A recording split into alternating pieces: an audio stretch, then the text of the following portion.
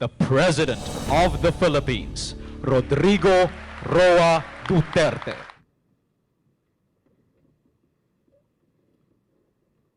On the part of the Senate, the joint session is called to order.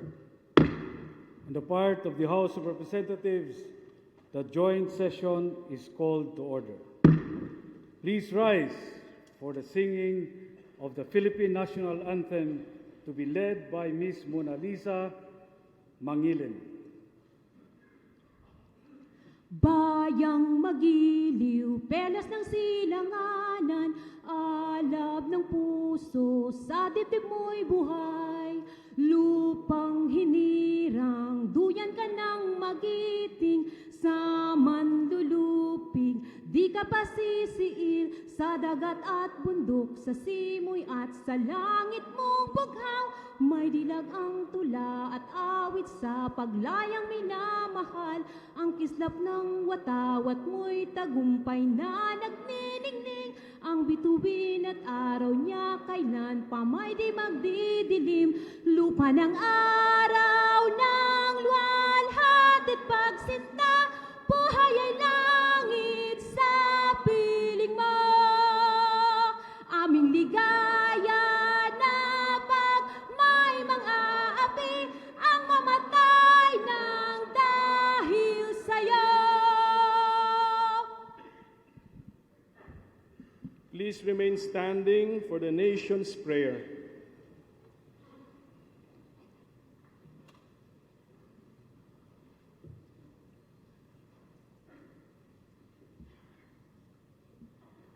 Sa ngalan ng Ama, ng Anak, ng Espiritu Santo.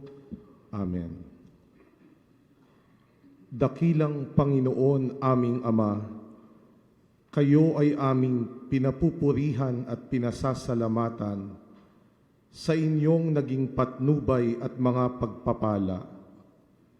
Dalangin po namin ang inyong gabay at karunungan sa harap ng mga ibayong pagsubok na aming hinaharap, upang magkaroon ng bagong lakas na nagmumula sa katiyakan ng iyong naisin.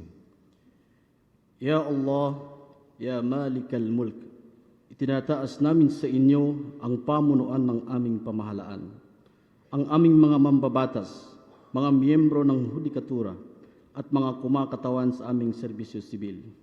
Pag-isahin ninyo ang kanilang kaisipan at damdamin sa pagsulong ng interes ng aming pamayanan tungo sa higit na kaunlaran ng aming bayan. Basbasan po ninyo ang aming hukbong sandatahan at ang hanay ng aming mga kapulisan. Inyong katarungan kanilang maging pamantayan. Ang inyong pagmamahal kanilang dagdag na sandata.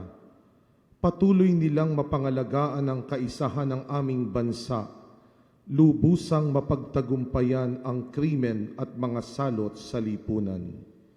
Ya Allah, Ya Azza wa Jal, mamayani sa aming mga kababayan sa lungsod ng Marawi at Mindanao, ang diwa ng inyong malasakit at pagkakaisa. At sa puso ng bawat Pilipino, ang kamalayang kami ay isang lipi. Nagbibigay halaga sa aming mga karapatan, higit lalo sa aming tungkulin at responsibilidad, nakalingain ng isa't isa bilang isang sambayanang Pilipino. Mapagmahal naming Ama, turuan ninyo kaming mapangalagaan ang aming kapaligiran. Ilayo kami sa anumang sakuna, likas man o likha ng tao. Matuto kaming tumalima sa inyong kalooban, nang ang inyong itinakdang kaligtasan at kaluwalhatian ay mapasa aming lahat. Siya nawa.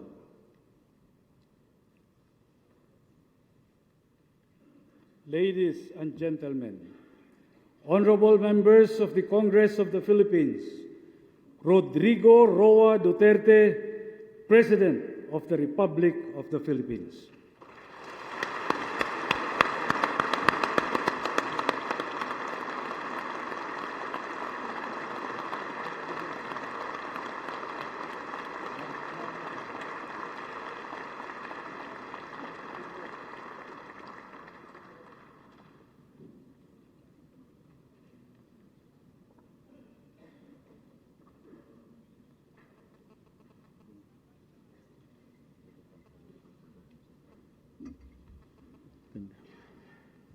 Kindly sit down. Thank you for your courtesy.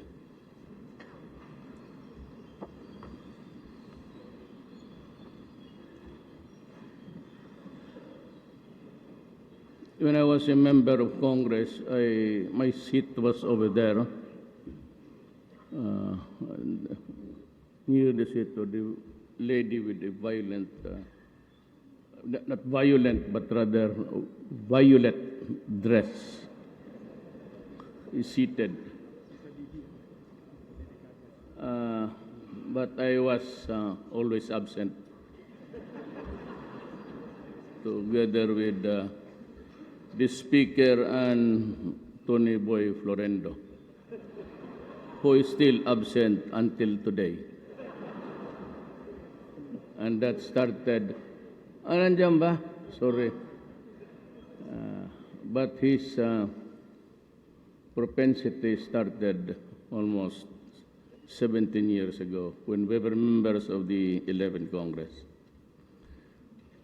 Senate President Aquilino Pimentel III and the members of the Senate, Pantaleon Alvarez, the Speaker and the members of the House of Representatives, Vice President Maria Leonor Robredo, former President Fidel Ramos, Joseph Estrada, and former President Gloria Arroyo, Chief Justice Maria Lourdes Sereno of the Supreme Court,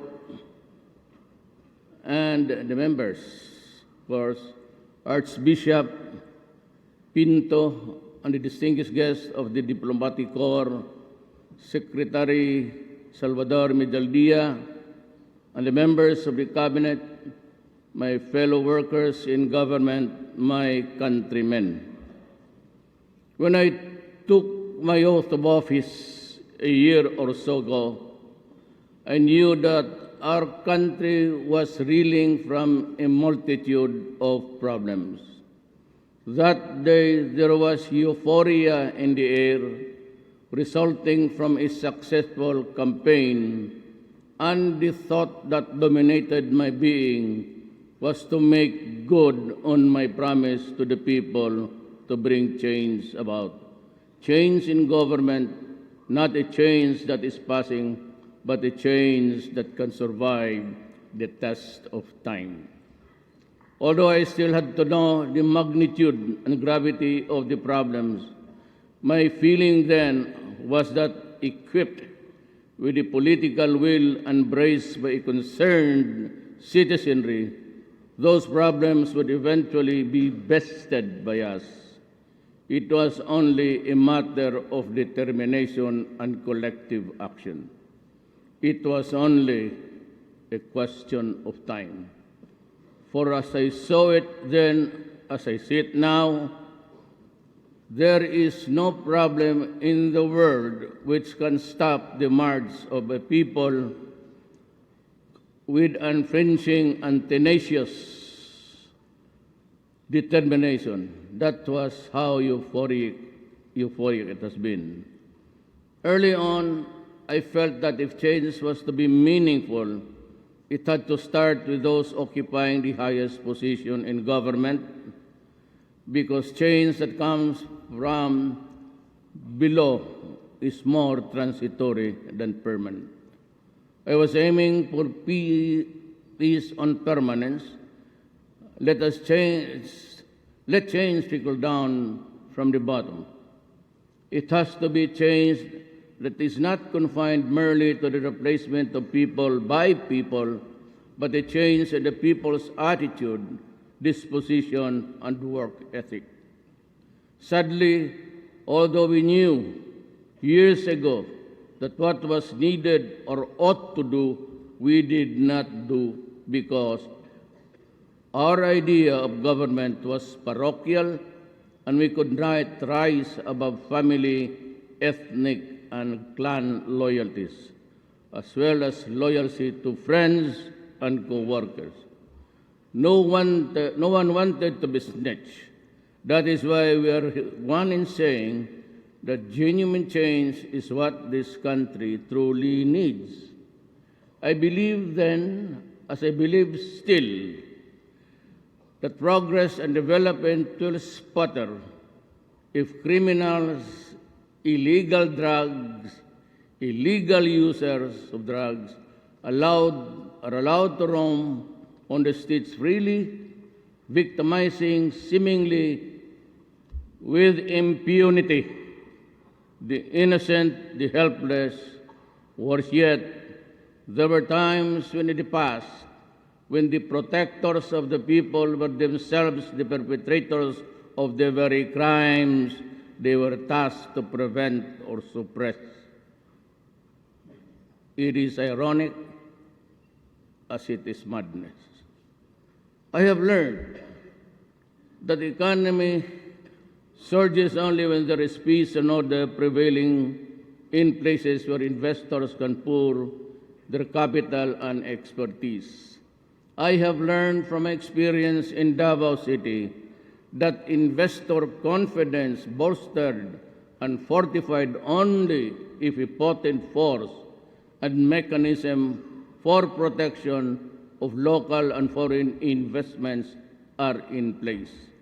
That is why I have resolved that no matter how long it takes, the fight against illegal drugs will continue because that is the root cause of so much evil and so much suffering.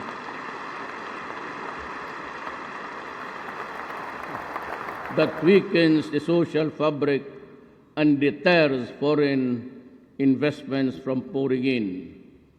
The fight will be unremitting as it will be unrelenting. Despite international and local pressures, the fight will not stop until those who deal in it understand that they have to cease, they have to stop, because the alternative are either jail or hell. And I will make sure, very sure, that they will not have the luxury of enjoying the benefits of their greed and madness. I do not intend to loosen the leash in the campaign or lose the fight against illegal drugs. Neither do I intend to preside over the destruction of the Filipino youth by being timid and tentative in my decisions and actions. To the critics against the fight, your efforts will be better spent if you use the influence, moral authority, and ascendancy of your organizations over your respective sectors to educate the people on the evil of illegal drugs, instead of condemning the authorities unjustly, blaming for every killing that bloodies this country. But don't get me wrong, I value human life the way I value mine. Each life that is snuffed out translates into future generations' loss. It is like cracking the acorn from which an oak tree grows, which in turn produce the seeds to complete the complete cycle of perpetuity. There is a jungle out there. There are beasts and vultures preying on the helpless, the innocent, the unsuspecting. I will not allow the ruin of the youth, the disintegration of families, and the retrogression of communities forced by criminals whose greed for money is as insatiable as it is devoid of moral purpose. Neither will I be mobilized into inaction by the fear that I will commit an act that will expose me to public condemnation or legal prosecution. You harm the children in whose hands the future of this republic is entrusted, and I will hound you to the very gates of hell.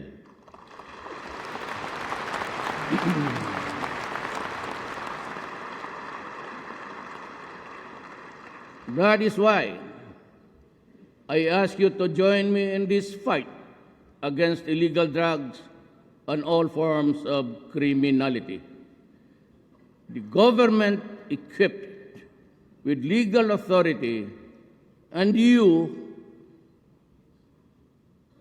the moral ascendancy over the sector you represent, can do so much and hopefully eradicate the social scourge that plagues us to no end.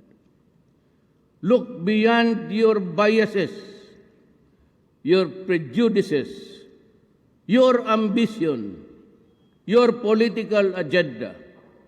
The search for change will begin and end only when we look into ourselves and find it within. Today, a multitude of problems confronts us.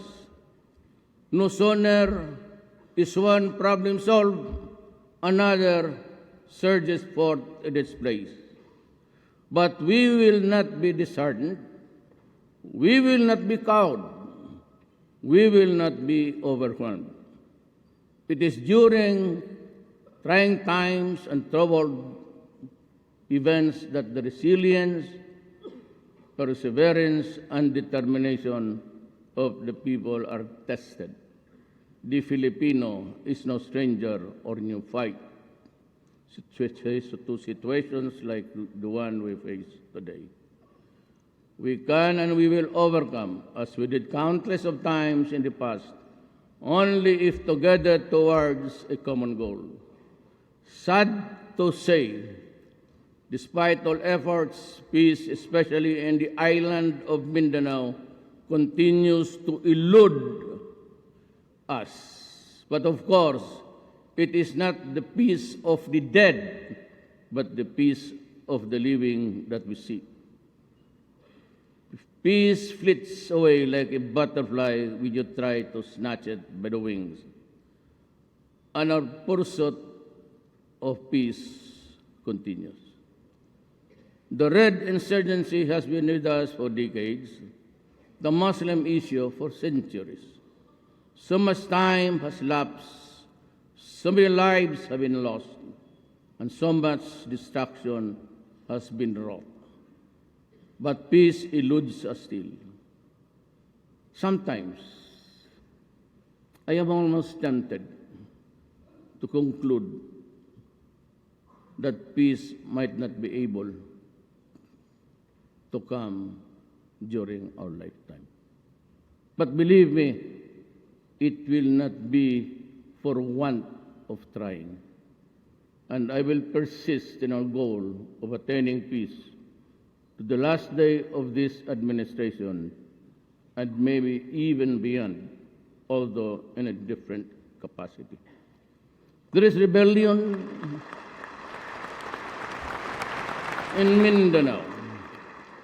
The extremists have declared it their purpose to establish a caliphate within Philippine territory along the teachings and beliefs of an Islamic State of Iraq and Syria, or otherwise known as ISIS.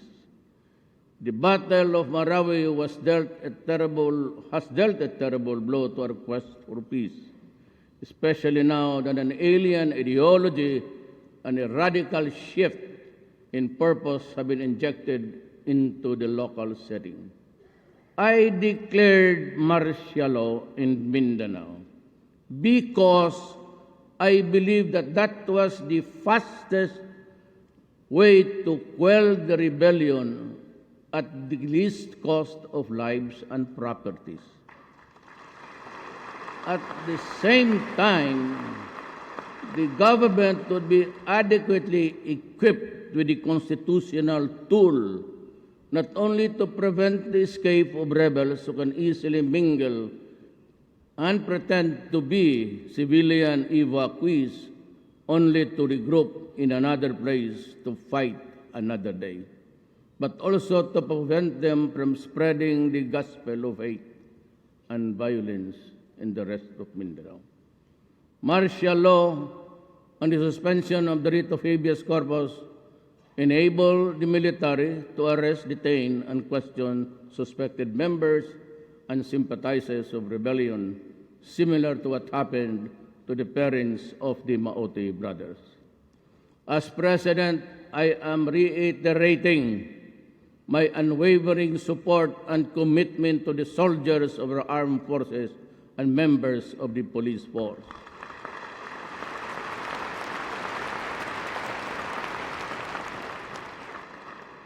Those who are on the ground and in the battlefields, and those who are risking their lives for our country and our democracy, I have your backs.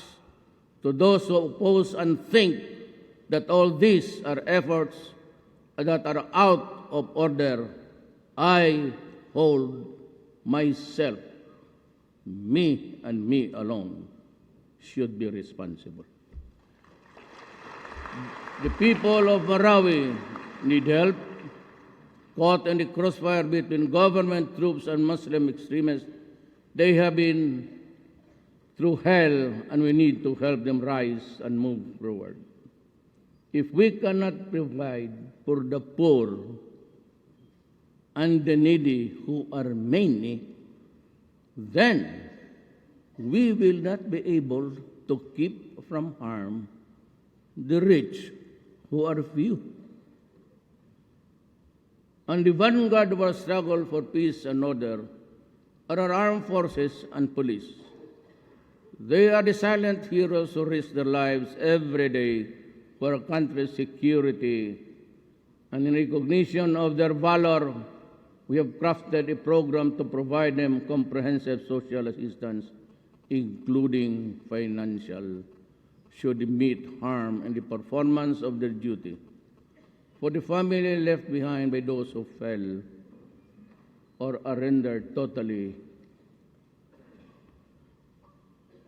disabled in the line of duty, we shall provide shelter, health, care assistance, education, and employment. That is my way of telling our troops, never fear, do your duty, I stand behind you. So does this government and all its agencies.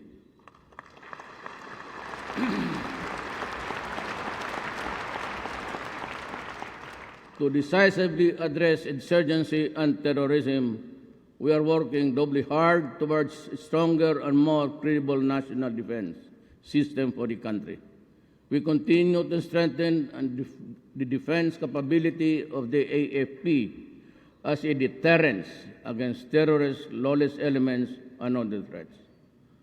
My fellow citizens, what I have said so far about events in Marawi and its neighboring environs is only a part of the looming problem, which will cut across all classes and all sectors of society and eventually affect the entire country, from north to south, from east to west. Given the fact that Mindanao supplies a great deal part of our country's requirements, food requirements, I refer to climate change, which could bring drought, long dry spells, affecting food production in Mindanao. Given the fact that Mindanao is unusually warming, I ask all agencies involved in food production to look into this and act accordingly. Also, I am appealing to all our legislators to immediately pass the National Land Use Act, or NALUA,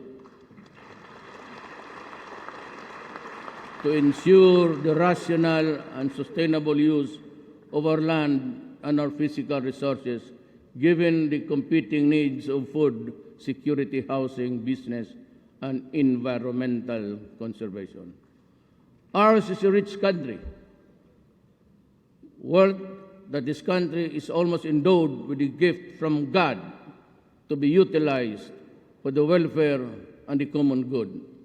I do not believe that this gift was given to us to be merely viewed or appreciated, but to be extracted from the earth and utilized to make life worth living. That is why I say that it is not enough that we mine this wealth. What is more important is that we convert the raw material thereof into finished products for international and local purposes. That way, it will not only be the few who are the rich, but also the poor who are many who will benefit therefrom. Therefore, I call on our industries, investors, commercial barons, to put up factories and manufacturing establishments right here in the Philippines to process our raw materials into finished products.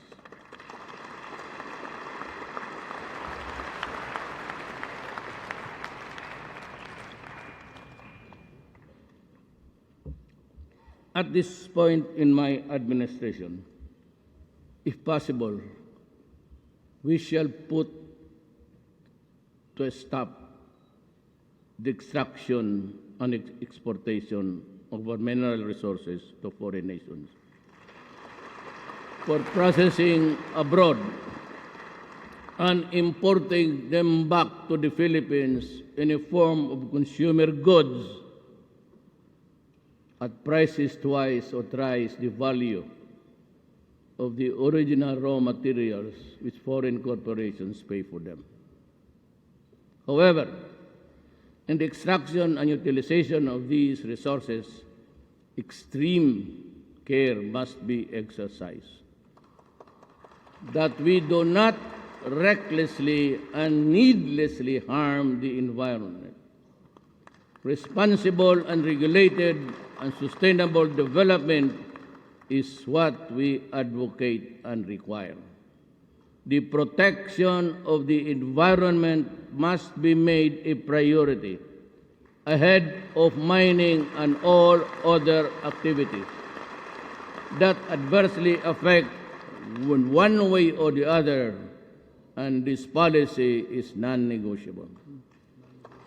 I sternly am warning all mining operations and contractors to refrain from the unbridled and irresponsible destruction of our watersheds, forests, and aquatic resources. You have gained much from mining. You only get about 70 billion a year. But you have considerably neglected your responsibility to protect and preserve. And even the tax is about 5%. Environment for posterity.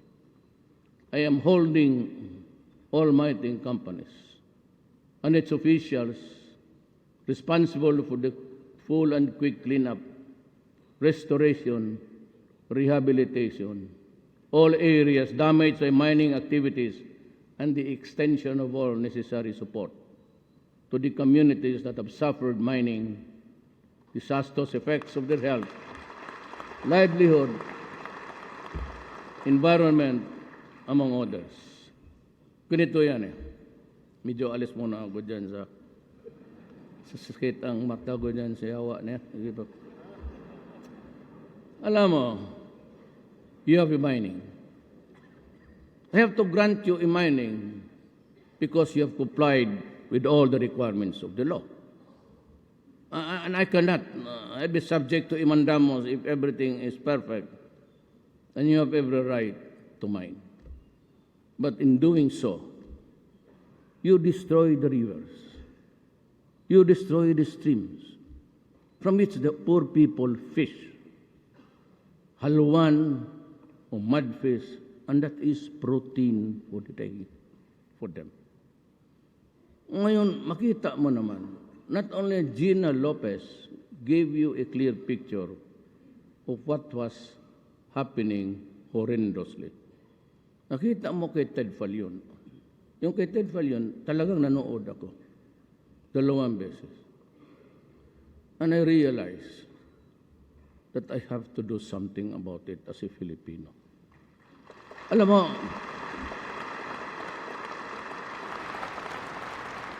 okay na yung mining. Subsidiary ka lang ng isang another giant corporation. Or you're a sister company of a telecommunication. Hindi kayo magugutom. But look at the picture shown to you. For once, they behave correctly, ang ABS-CBN. Tignan mo yung pelikula ni Ted Filon. I salute him for coming with it. You see, the palayan, ang palayan tumuyo at ang soil nag-crack. So the farmers cannot eat anymore. They are reduced to the garbage of what you can get there, salvage anything and sell it to the scrap. Ganun ang nangyari sa Pilipinos. Hindi ko kayo kalaban. As a matter of fact, you give government almost 70 billion. Pero actually, maliit lang yan. Ngayon, nakikita ninyo itong mga palayan na tumutuyo. And the rivers, wala ng isda. The only source of protein. Hindi ka naman pwede maghunting. May makita kang eagle dyan, barilin mo, priso ka, pakainin mo yung... So, saan mo try to go out. Sumama tayo, kayo sa akin.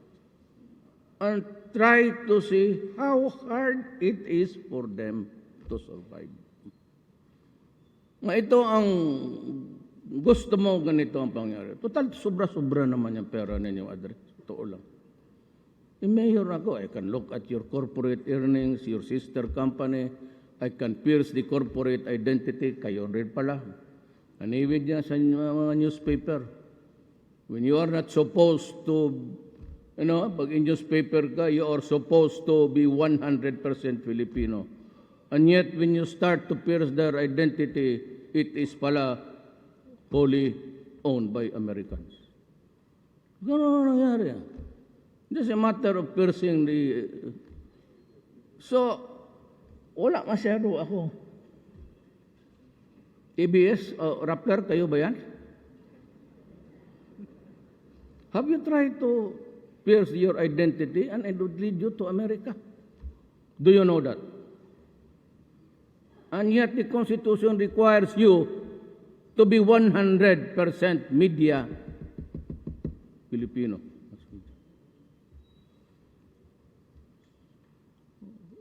Rappler tried to pierce the identity and you will end up American ownerships. Kaya kung mga mayaman na kayo, may mining company, ito ang deal ko sa inyo. Either I will raise the taxes.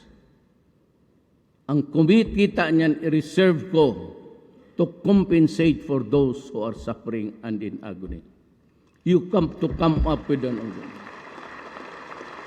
You have to come up with a substitute. Either spend to restore the virginity of their source, or I will tax you to death. Kasi yung taxes makuha ko, talagang ibubuhos ko. Ngayon, if you can make an arrangements, an inventory of yung nasira, yung mga tao na gutom, but yung river nila, wala nang makuha because it's... You know guys, may mga taga-Davao, we are new to it. We are not new to it. You want to see horror in your lifetime? Akong bahala. NPA, wag muna kayong pag-gara-gara dyan, away-away kayo, magpunta kami. Samahin ko sila. You stop your... Puro hambog lang kayo dyan. Punta tayo doon sa Diwalwal. doon sa ball mills, and I will show you the river. Up there at the source, it's so pristine. But doon sa, right at the start of the boundary where the millings are started, the water there is not clear. It is not brown. It is black. Your 1 peso will win 1 million from me if I am lying. O gusto mo, isamo ko kayo bukas doon. Ngayon, pag tinarget na yung mga gagong NPA na yan, na problema natin na lahat. Sabay-sabay na lang tayo. Bakante ang presidency, bakante ang senado, pati ang congressman. Pero totoo yan. You should visit them. Even the first spade full of earth that you extract and throw it away of no use. Tabi mo lang yan dyan because it's an open pit. You dig and dig and dig. Is already the first spader is de-decreation of Mother Earth. Ano ang isa pang galit sa mining? Si Speaker. He comes from a mining town but he hates mining. Ako naman, kasi mga kaibigan ko yung iba, yung mga classmate ko, mga vice president ng mining, punta sila dito, but I use this, it reduces into something, the damage that you have caused. It's not about our friendship. It's not about years of being in the same room. It's not being fraternity brothers. But it is something that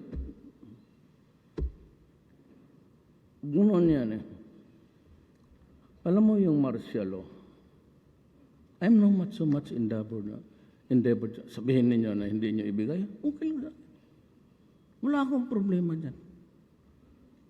Baski sabihin nyo na tama na, then I will still fight. The way I will fight the war. If it is not acceptable to the normal of civilian conduct, then I am sorry. Because I am not fighting a civilian war. I am stopping violence and rebellion. Hindi talaga ako. Ibigay man ninyo, hindi bali sa akin, wala. Because ako, I do not intend to go beyond my term. As a matter of fact, mas gusto ko barilin ako doon sa likod. Dito. Hindi masyado ako itong bilib itong trabaho ito. Akala ko, bilib ako. Pagdating ko, alitse. Sakit ng ulo. Totoo. Na kayong kuha, nakikinig kayo. Wala akong pinirmahan ni isa. Putang ina nga. Na pagparap, pagkain, hindi pagkain kung kayo sa opisina, bayaran ninyo yan. Maglabas ako, I do not collect anything. I do not remember. I do not sign anything there until now. Wala akong allowance, wala akong tinatanggap lahat except my salary. Tapos 2 pamilya pa ang maghati. Ano mo masama niyan?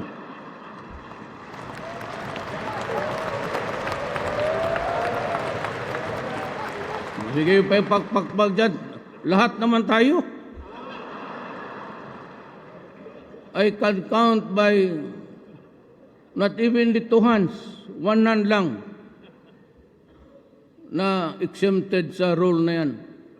2, 3, 4, 5. Lukuhin ninyo ako. Ba tayo pa ba maglukuhan? Just because this is Congress, it's supposed to be a secret. Wala kayo itong mga to. Pareho kami lahat yan. Ayaw pa tumawa, kunwari.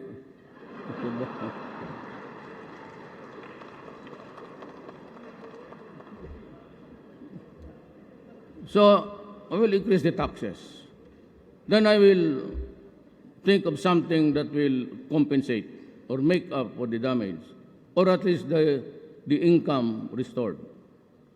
Yeah, otherwise, I'll have to stop mining. I will ask you to stop it. It's not good. We are a small group of islands. Hindi naman marami. The coastal, marami yan kasi maraming ikot-ikot. But if you put in a contiguous territory, maliit lang tayo. And yet, you must remember that there are so many billions of the future generations waiting in the stratosphere. Ang gusto ninyo para hindi na kayo magdamay, huminto na kayo ng ano. Then let us go to, because this is not end here. How about the billions and billions and billions of Filipinos that will come after us? Kawawa naman. They'll have to scratch Mother Earth to eat. By this time, kung walang upheaval, no regeneration will occur. We are almost like talagang ginagano natin maliit na lang ang makuha nila. Ba't maawa naman kayo? Makikita mo yung apo mo kung ganun mo na lang. Kung ganun mo na lang yung embrace mo yung apo mo sa pangalawang asawa. Yung isang ganun rin. Di ba? Di ba, sir? Suntukin kita dyan ngayon, liar ka. Finally, let me make this appeal to those directly engaged in mining. Declare your correct income, pay your correct taxes. Believe me, your failure to do so will be your undoing and eventual ruin.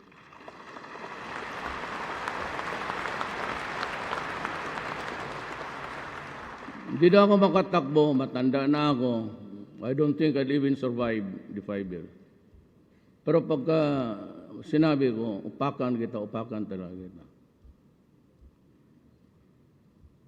To our employees and officials, the LGUs tasked with monitoring these mining operations within their territorial jurisdictions, do your job without fear or favor. Absolutely responsible you for any misdeed or failure in the mining entities that do not comply or comply with the guidelines, rules, and regulations governing mining operations and activities within your area of responsibility. I mean it. Do not try to test my resolve.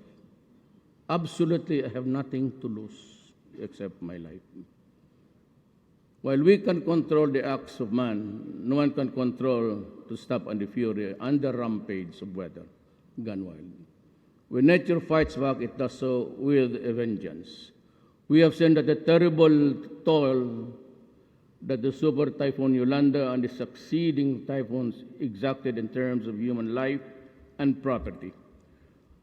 And we still have to recover from the beating that we got both during and in the aftermath of those mega typhoons. Aside from droughts, tempests, and other problems, taking ship, which according to the OST Philbox, it is no longer just a distant possibility, but a probability earthquakes. The series of damaging quakes in Leyte, Surigao, and nearby provinces and islands attest to this. We were told that it is no longer a question of if, but a matter of when. Thus, we need to act decisively and fast because the threat is huge, real, and imminent. Come to think of it, really. Is there, they say that there is no perfect instrument or human acumen can really predict earthquakes. I hope it will not come. Kasi kung magdating, sabi dito yung big one, I hope it would be just in the mountains and in the rural areas. Because if it's right, sabihin nila, tinatakot nila ang kasi dito in this speech, I reviewed it last night. I am calling both houses of Congress to expeditiously draft a law establishing a new authority or department that is responsive to the prevailing 21st century conditions and empower to best deliver the enhanced disaster resiliency and quick disaster response. While the law is crafted with extreme urgency, we need to undertake immediate action to ensure disaster resiliency and effective response in the Greater Manila area, which is our country's seat of governance, center of business, commerce, and academe. Disaster resiliency of Metro Manila and the surrounding provinces is a matter of urgent concern. Yan, nandito, yan tinatakot nila dito because of the high-rise buildings and ilang tao nakatira dyan. Kung kaya ka ito sa isang sinkhole, I mean, if it cracks and it goes down, can we still manage to go up? God, wag ngayon ha, kaya nandito ako. Hintayin mo lang sila dito nag-aaway. I am directing the Cabinet Cluster on Climate Change and Adaptation and Disaster Risk Management to immediately work hand in hand with the concerned LGUs, the private sector, and the affected communities themselves in undertaking disaster measures, antidotes. We will need to act and fast. With the foregoing said, what then is the state of the nation today? I will mince no words, and neither will I window dress the situation. We are in. Let me answer into brief sentences. We are in for trouble because we live in troubled and uncertain times. And I feel that things might get worse before they become better. But like I said, I hope we will cope. We hope and pray. The West Philippine Sea issue and federalism are matters that we have to tackle sooner or later. On the other hand, despite the recent gains in improving the peace and order situation in the country, there is still so much to be desired.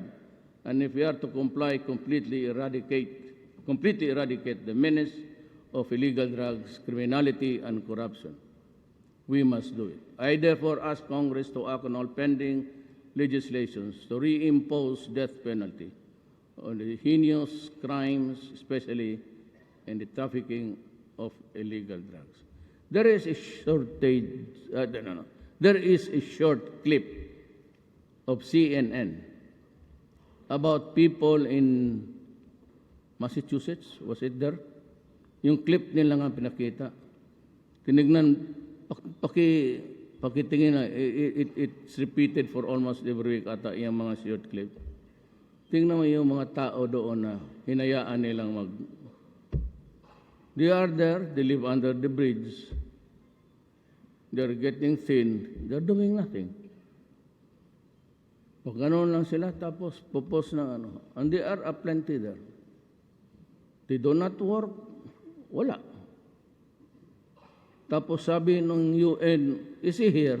Are you there, yung UN representative? Na sinabi mo na sabok will not affect the brain. Are you here? Raise your right hand if you're here. Do not worry. I will just, do not, the word, delude us into yung mga ano ninyo na, but we know every day that one family rape, dalawa, all are dead. Then you trivialize it with human rights and due process. Okay ako dyan. When you go into an anger, you burst with rage, okay yan. But with so many killings as brutal and as cruel as what happened, if you add human rights and due process, you stink and your mouth smells. If you want to criticize, condemn the act, stop there. But do not give the excuse or do not make it trivial by saying human rights at least must be protected. Yan ang pinakabugok magawa ng isang tao. When you criticize, stick on one topic. Then you find an event where you can talk about human rights and due process. But do not talk about it at the same time when there is a carnage and you begin to blabber, talk about human rights. Lalong nagagalit ang tao. May namatay dyan, alak mo sino man. What have you done in the name of human rights? 77, you have the records. You can summon the police. 77 before I became president. All drug-related, 77,000. And you trivialize that with a conference.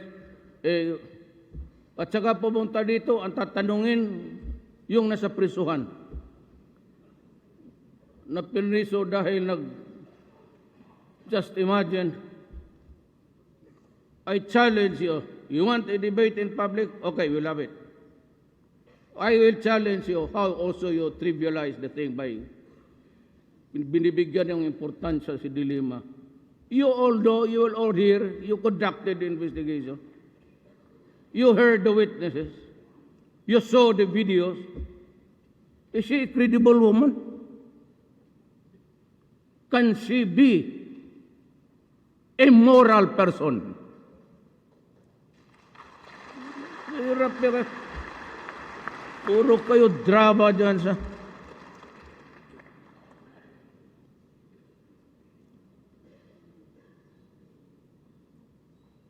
When you talk about that incident, talk about it, then condemn the police. But do not connect it with due process and human rights. Magbuka kang gago sa harap ng Pilipino. You know why I got this rating? I could not be brighter than you. And my work is not more important, or your vocation is not less than mine. But when you talk in public, carry the proper message. Kaya mag-itito kayo, binibombahan kasi ako ninyo ng ganon. Sabihin na ng mga tao, tama yan. Tama yan si Duterte. Kasi nangyayari. Kayo parang fruit sampa, ganon-ganon. Pag na may namatay dyan ng marami massacre, na rape mga bata, hindi kayo umiimik. Maya-maya pagdating ng mga...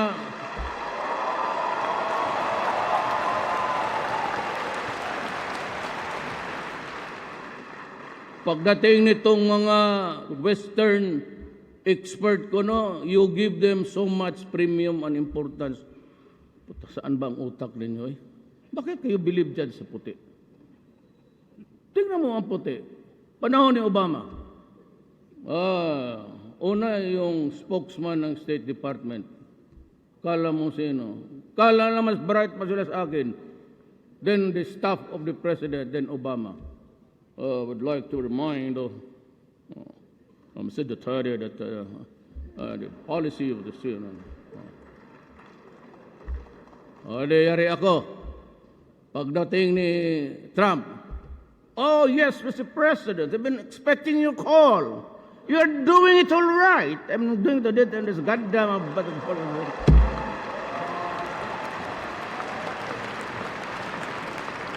Uwi na ako.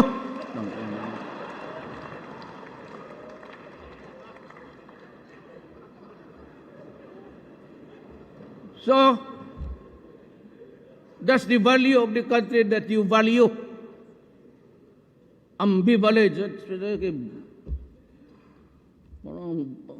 Parang electric fan. Okay dito, o hindi na okay. It's vacillating. Tapos kayong mga Indians, believe kayo.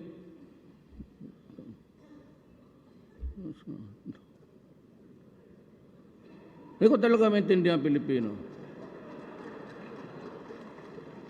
It takes for an American to say that I'm a son of a bitch. And it takes an American to say, oh, you're great, you're a hero in your country. O saan ako pumunta nito ngayon?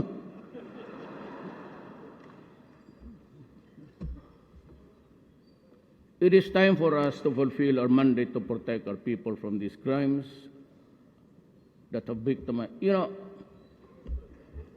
wag ninyo akong takot-takotin yung preso yung International Court of Justice. Shit, I'm willing to go to prison for the rest of my life. Ang importante sa akin, ginawa ko yung gusto ko.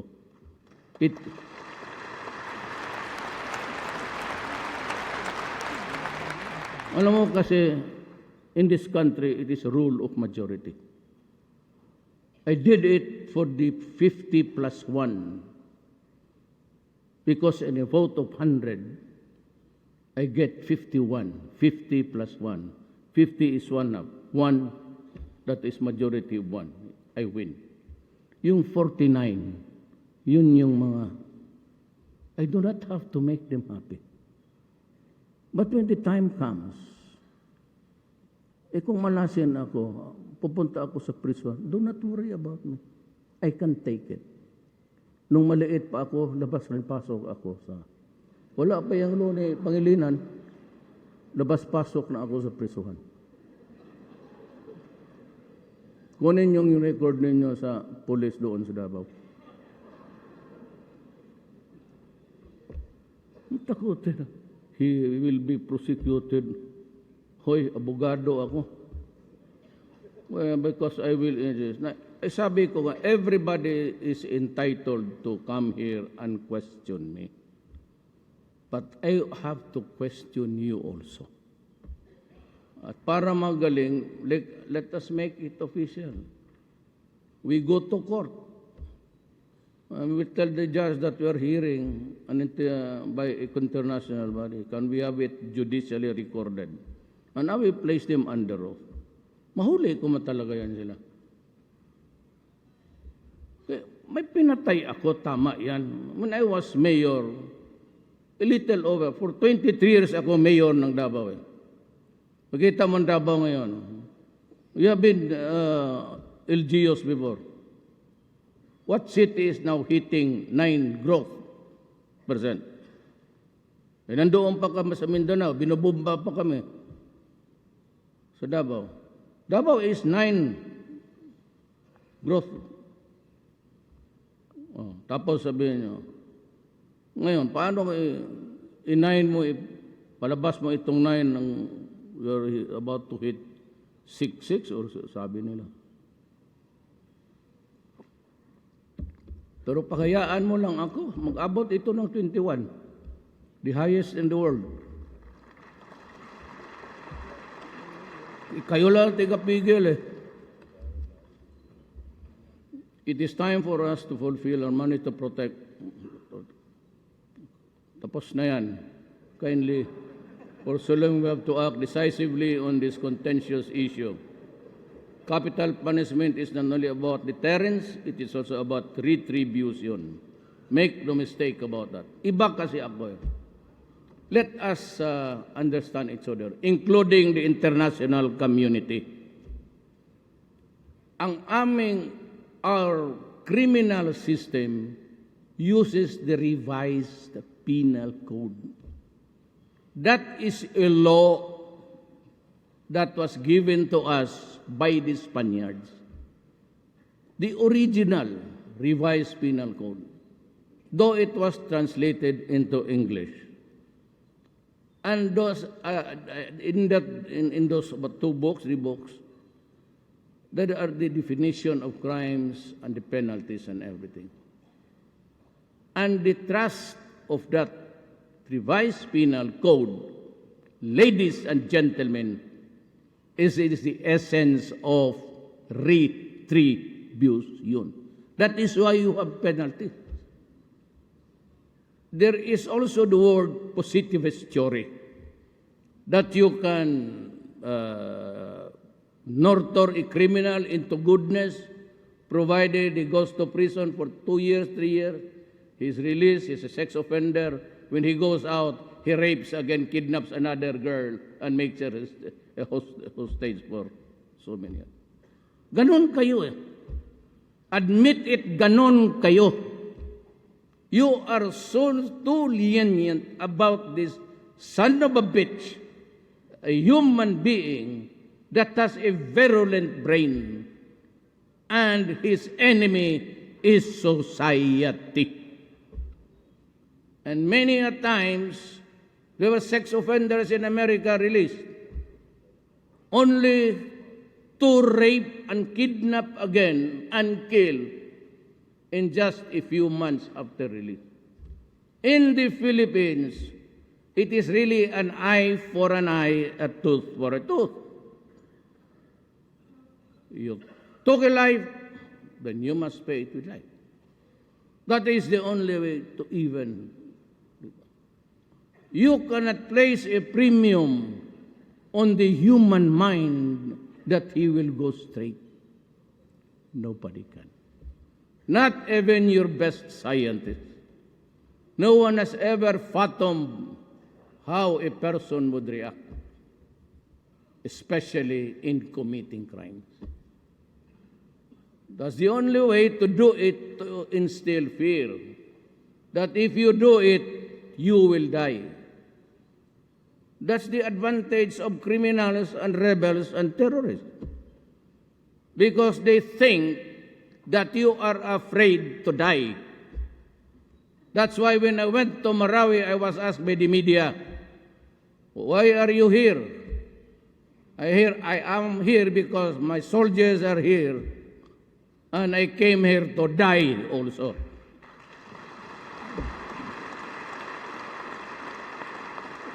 Because in a battle, in a fierce encounter, you have to be of equal equanimity. Gusto siyang mamatay, gusto ko rin mamatay. Ano sa atin? They say that they use the name of God. In the Christians, we have the same thing. I read the Ecclesiastes 3.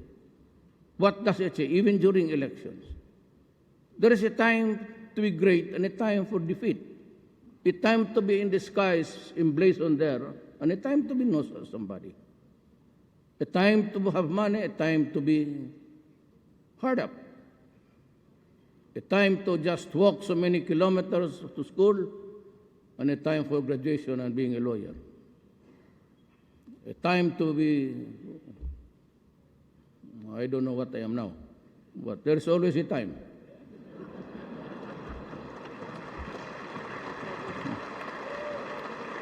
Ganon yan eh. So I will match you. Pag sinabi mo, gusto kong mamatay, anak ka ng dalawa tayo. That's why this bully, I had dinner with them sa bayan. Na itong NDF, because I used to be friends really with the NDF.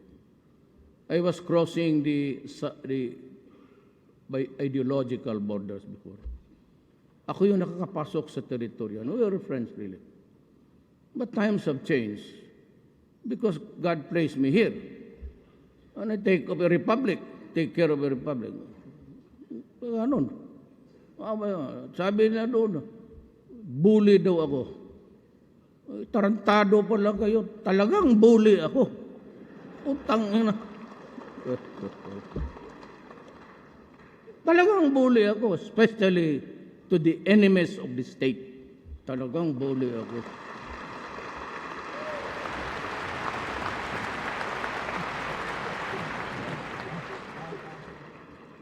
Ito pa, sabi ko sa mga sundalo, yung mga human rights na you're flying everywhere, anywhere yung utak ninyo. I said, take no prisoners, which is kill them. Which is correct. But you don't listen to my speech. This media, lalo na itong mga EBS, kunin lang yung kill them. Yan ang problema ninyo, kaya minura ko kayo. Walang presidente na pinutang ina kayo because you are not behaving. Now you're asking me for talks.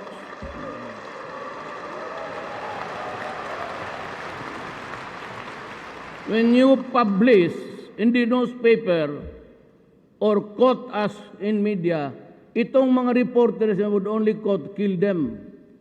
I said, kill them in a fight. If you have to shoot them at the heart or the head. Sabi ko, why?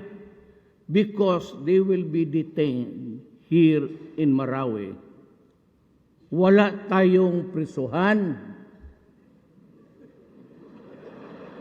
Ngayon, and the courts will always insist that they will be, that's the law, that they will be tried and detained in the place where they committed the crime. Kaya huwag kayong mapatayin talaga ninyo, kasi ilagay natin yan dyan sa barracks natin dyan sa ating mechanized division. Pag iskapo niyan, dalhin yung kanyo natin, ipaputok pa sa atin. Marami, how many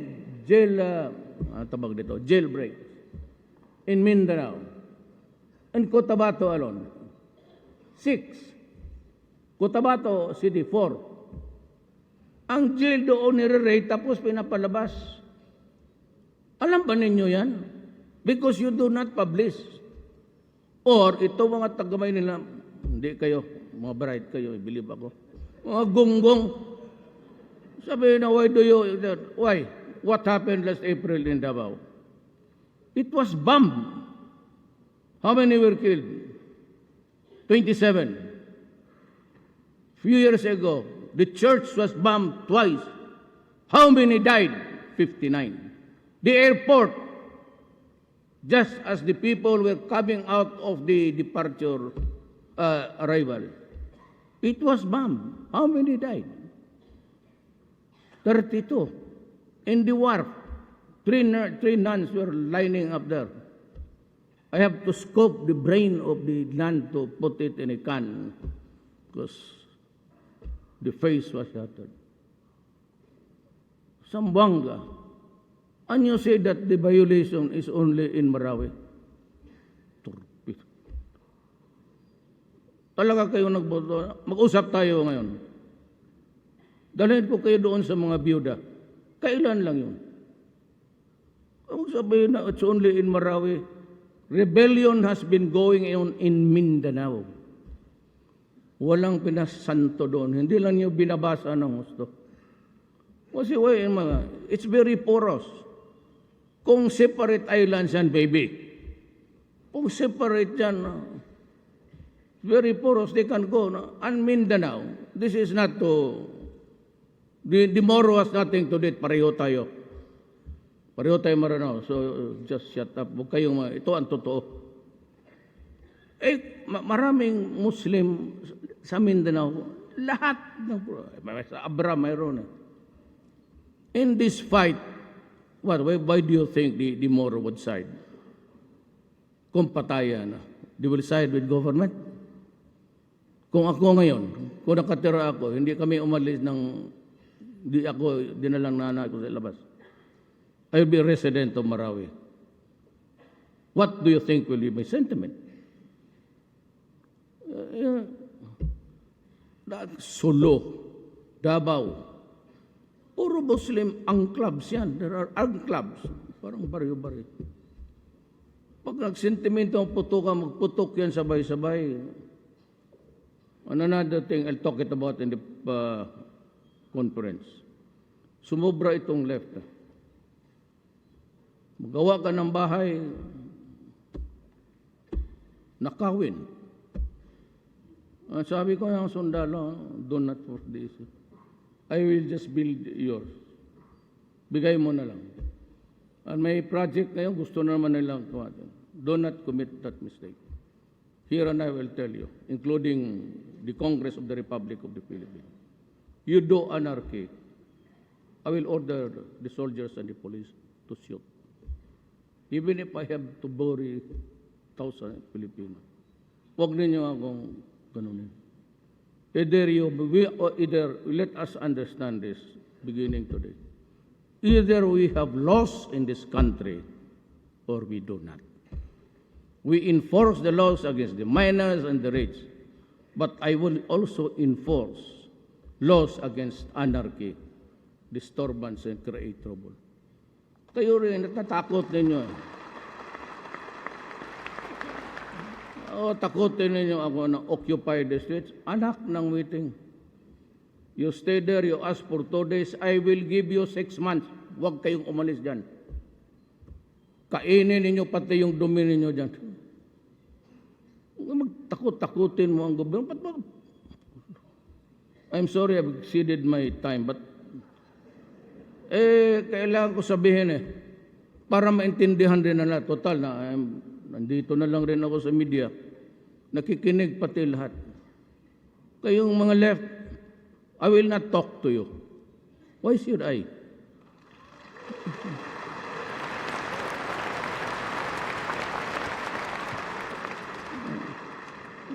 Wag mo na akong pilitin na magpatayo kayo mga pro-poor, shut up, wait for 2 years, because I have, this is my proposal.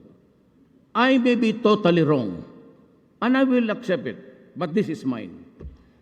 From now on, I will save money for the armed forces of the Philippines. We have lost so much soldiers. And there are thousands already incapacitated to fight. Pati yung pulis ko, araw-araw ninyong inaambos. Pati ang convoy ko, kasi doon ako magsakay, inambos nila. Pati ako, ang gagom, pati ako patay na, sabagay, malayo ako doon. Pero convoy ko kasi yun Hindi lang ako doon sa Alam mo, ginamitan nyo ng machine gun. Kaya lang armorized. Kaya yung mga congressman, senador na ayaw ninyong baka may kalaban kayo. Asawa ba ninyo yung katira ninyo ngayon? O inagaw ninyo? Pa-armorize ninyo. Totoo, proven M60. Alright. Si Todrilon, M60 sir. Hindi talaga tumaanas. Pati binara na nila. Nasira na lang yung barang. Hindi talaga nila. And the soldiers inside will order all the time. Minamasinggan na. Hindi tatalab. Kaya gago pati yung convoy ko may ambusin. Hindi nila alam na nakasibat na ako.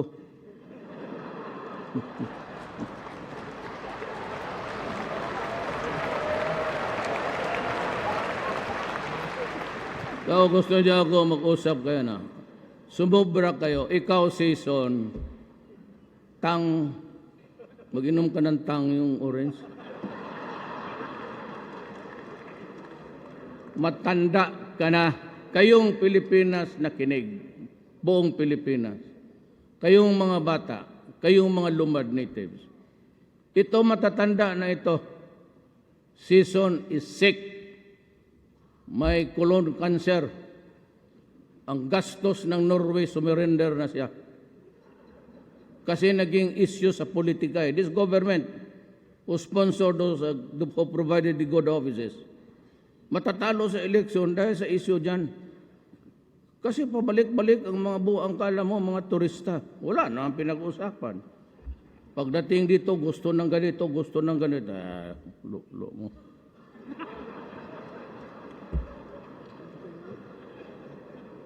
Huwag mong sabihin yung meaning doon sa mga bisita.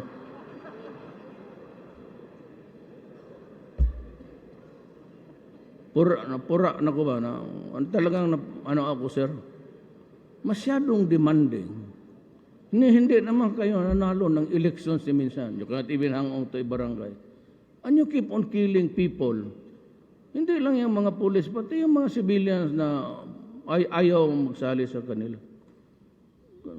Kaya sabi ko talaga, buang ka. Ang sinabi ko talaga, pardon po siya, pinutang ina ko talaga siya. The other day sa Davao. Sino tinatakot ninyo? Katanda-tanda na ninyo eh. At lahat tayo mamatay. Kayong mga na iwan dyan sa karsada, mabuti pa umuwi kayo. Wala kayong makuha dyan sa komunista. Do you think that if the ISIS prevails in this country, that you will have a place in their society? You must be openly stupid. As stupid. Wala kayong makuha. Lahat ay damay.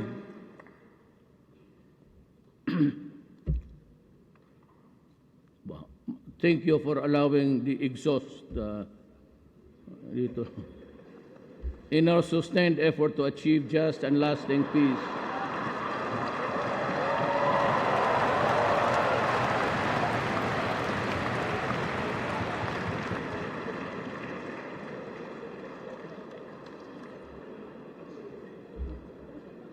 class, be courteous. So do not make a noise. The visitors are listening. Just and lasting peace. For United Nations, we are pursuing an inclusive peace process in promoting the participation of all stakeholders, including those conflict-affected areas. We took steps to promote inclusiveness in the Bangsamoro Transmission Commission by expanding its membership to Executive Order Number 8, which I signed in November last year, by giving representation to indigenous peoples, women, children, and sultanates, and key stakeholders in the drafting of the Bangsa Basic Law. We ensure a Bangsamoro government that truly reflects the aspirations of our Muslim brothers and sisters as well as our indigenous brethren. We have embarked on various initiatives to advance our national interests in the global community. We pursue good relations with all nations anchored on an independent foreign policy and the basic tenets of sovereign equality, mutual respect, and non-interference. ASEAN independent nation will uphold and promote our national interests in the international community. We will strengthen and seek partnership with those who share our values. We will engage nations with full respect for the rule of law, sovereign equality, and again, non-interference.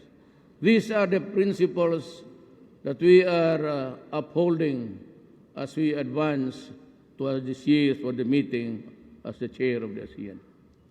We have cultivated warmer relations with China through bilateral dialogues and other mechanisms, leading to easing of tensions between the two countries and improved negotiating environment on the West Philippine Sea. At this point, allow me to take a step back in time in 1901.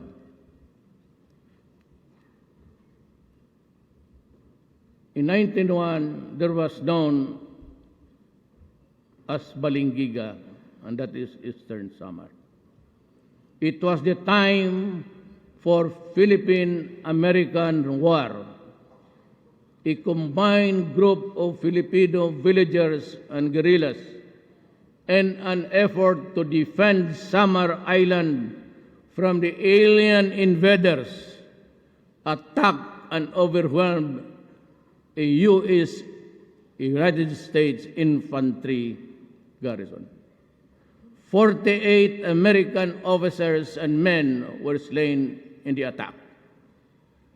On the Filipino side, the casualty count was 28 killed and 22 wounded.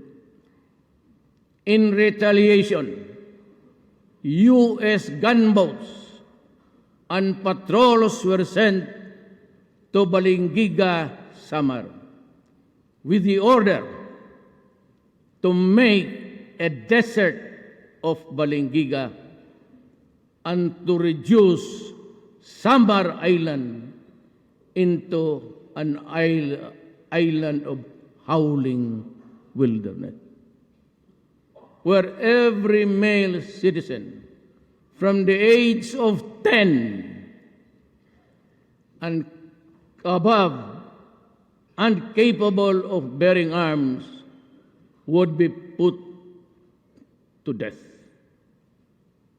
The church bells of Balingiga were seized by the Americans as spoils of war. Those bells are reminders of the gallantry and heroism of our forebears, who resisted the American colonizers and sacrificed their lives in the process. Krag against Bolo. Krag was the standard rifle issue to the American troops. And that is how the historians describe.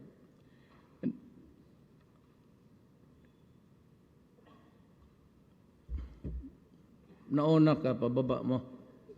Di, baba mo, pataas yan. Mahirap talaga itong director ka, ikaw pa ang speech. Ministers describe, sige, the Philippine-American War. That is why I say today, give us back those Balingiga bells.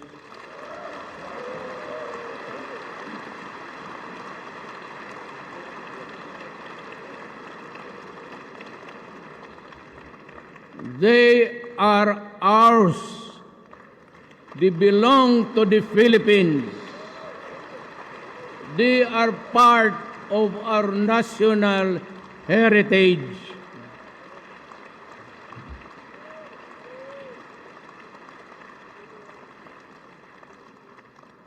Isauli naman ninyo, masakit yon sa amin.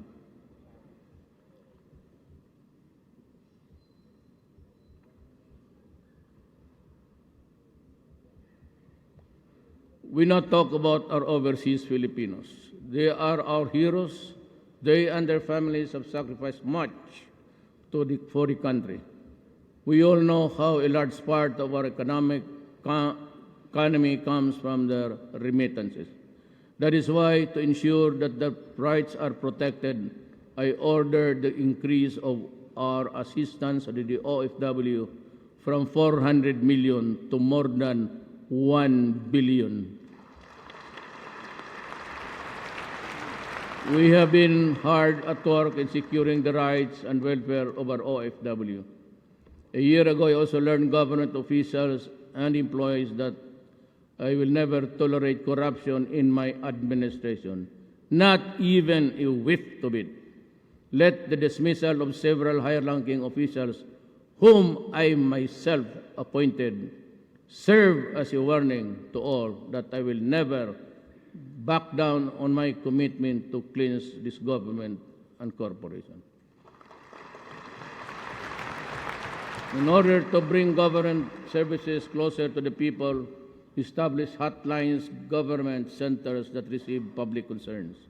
One of which is the hotline 911, which allowed us to receive and immediately respond to emergencies. We also launched hotline 8888, the Citizens Complaint Hotline. This is a public hotline facility that receives feedbacks or concerns on government services. Since we launched this hotline, we have received numerous complaints from the public on government slow government processing, unclear of changing procedures and requirements, centralized issuances of clearance and permits in Metro Manila, and discourteous government employees, among others. Meron ito eh.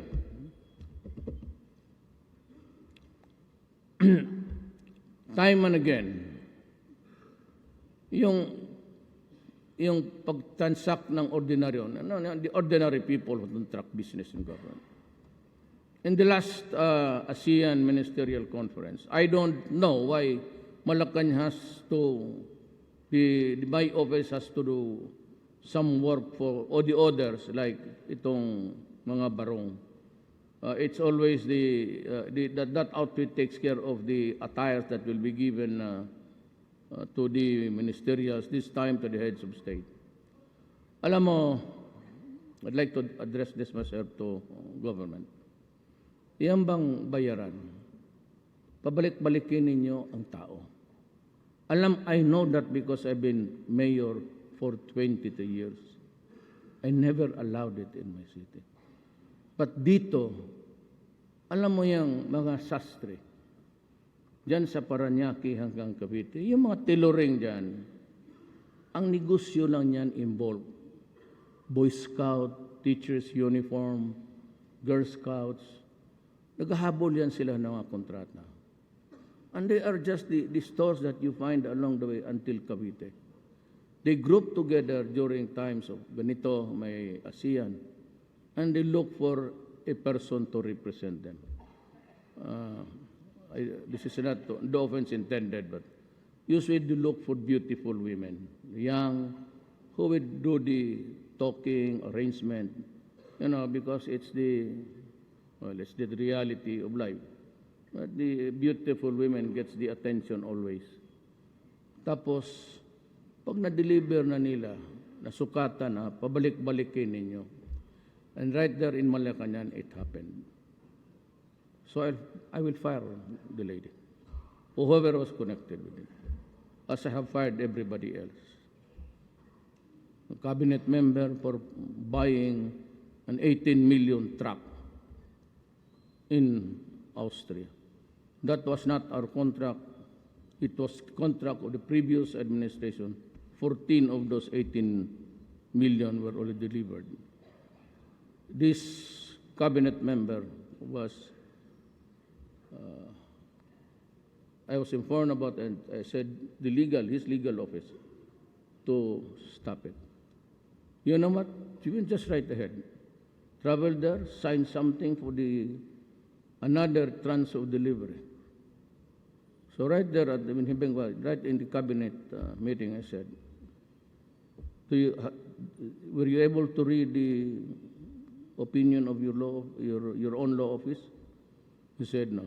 But Sunny Dominguez was already passing to me yung sa iPhone. So I was reading it while I was talking to him. So, putang ina mo, you're fired. You're lying. And so I fired him.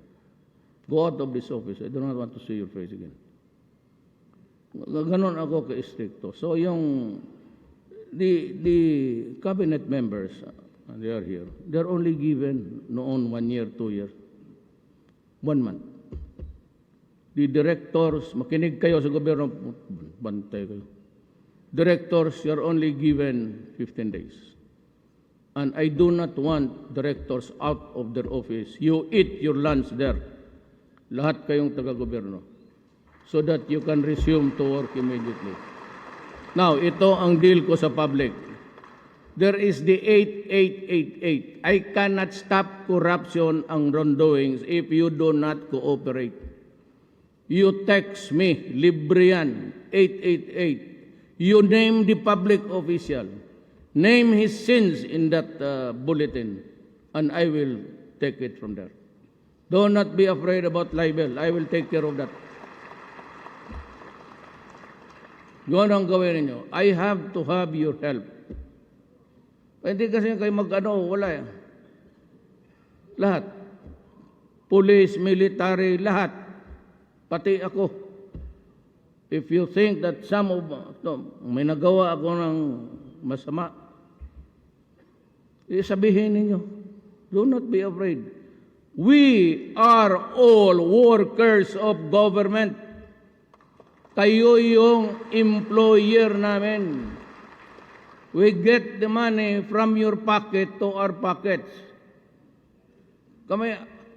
Kailan pa nyo, since when have you heard me talk about government and officials? I always address everybody, workers of government. I seldom mention Malacanang Palace. It is not a palace, it is just a house of wood.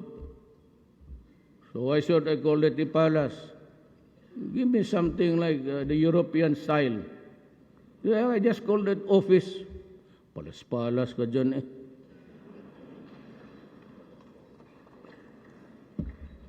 And besides, all the rats of Pasig are there. Just beside Pasig River.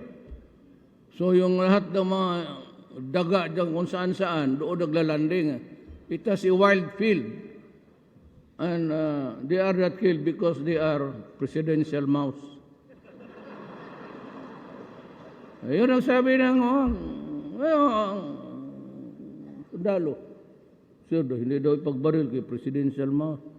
Putang ina, mabuti pag mouse dito kaya hindi pa pinapatay. Yung tao, kinakatay ninyo. The people's patience is wearing thin. So is mine. I am reiterating my directive to all government agencies from frontline services to our people from womb to tomb to further streamline the respective services to make these truly efficient and people-friendly. We want to ensure that our people receive the quality services that they deserve, minus the delays by the bureaucratic red tape. I expect speedy reforms along this line. We will right-size the national government. Let us trim the excess fat and add more muscle through the expeditious passage of the Act right-sizing the national government to improve public service and support. I therefore urge Congress to pass this at the soonest.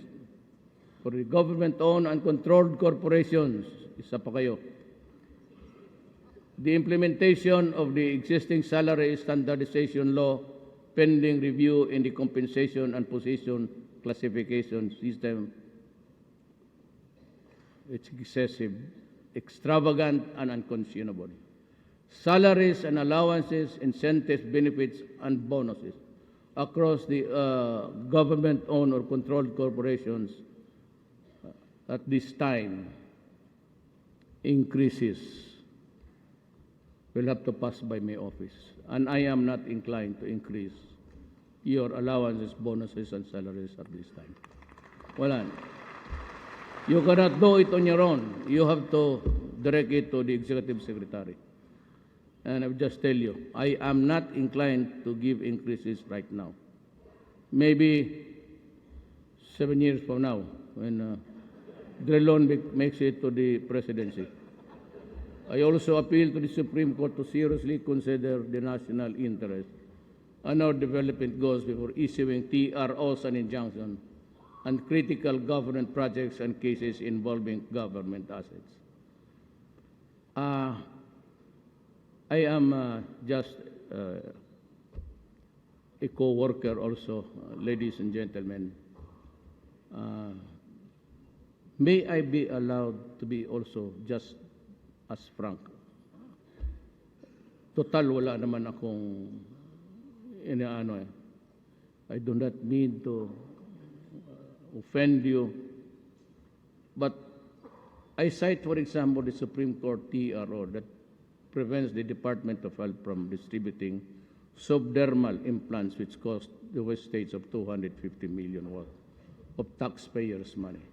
I also note that since its issuance 2 years ago, that this TRO has impaired the government's ability to fully implement responsibly planning and family planning and methods in the RH law. It is time that we put an end to the practice of some parties of resorting technicalities in our laws, prevent the government from fulfilling its mandate. Ganito yan, ma'am. Total, this is as good as any other time to talk to you. And may I be understood by you. I am sorry to say this. Really, I am. I do not intend to do it.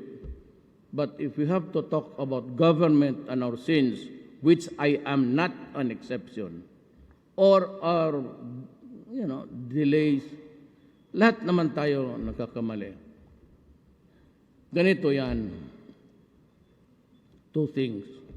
Wala na talaga akong panahon. I don't know if I can make another zona again in the future. It's not for me to tell. Itong TRO has been the bane of projects. And even konsonghe yung mga Ayala nag-aawa yan. Just to make you understand na hindi lang kayo. Tapos yung TRO na yan would delay the projects. Now God, and I'm asking Congress, find me a law na kung may bidding naman at it was regular, so dapat ang korte or somebody else should not be messing it up. Because it will delay the projects, which has been the case in the provinces. Alam mo, mag-file yan ng kaso, either it is really the truth, well, the COA will find out, or makihati siya. I will withdraw the case and dissolve the TRO, of course. Then you just give me a few, 10%. Ganon ang ugali ng Pilipino. Kaya yung TRO na yan is the bane of our efficiency. And I really do not know whether, I will not attribute anything, ma'am, sa Supreme Court. Maybe I am at fault, so I am sorry if I misquote or I did not have the complete facts. But itong Congress na ito passed the reproduction law. It was already a law na dapat i-implement because we were really going into a family planning. I am not for abortion. I am not for birth control. But certainly I am for the giving of the freedom to a Filipino family the size ng pamilya niya. How many children would be able to support and send to school? Ang nangyari nitong TRO, sir, ma'am, may nag-file doon sa inyo, Supreme Court. Tapos nag-issue kayo ng TRO 2 years ago. In the meantime, ang gobyerno nagbili ng medisina, itong subdermal, pati itong mga pills, worth 360. It was not really a reckless purchase. It was in preparation for the implementation of the law. Because hindi naman akalain na mag-TRO, and it has been 2 years. The medicines will expire next month. I told Obial, the health secretary, to find out if there is a nation which would allow it, and i-donate na lang rather than go to waste. Yan ho ang nangyari. I do not blame you. You might have been very busy or something. Well, ako, I'm just, I am below you actually. Pero, sinasabi ko lang, may isa pa. Huwag na lang itong speech, walang kuha dyan. The bane, isa pa, itong the Congress and tayo sa gobyerno, including the judges and justice, should understand that by this time, yung lowest bid, yun ang nagpo-promote ng graft and corruption sa ating bayan.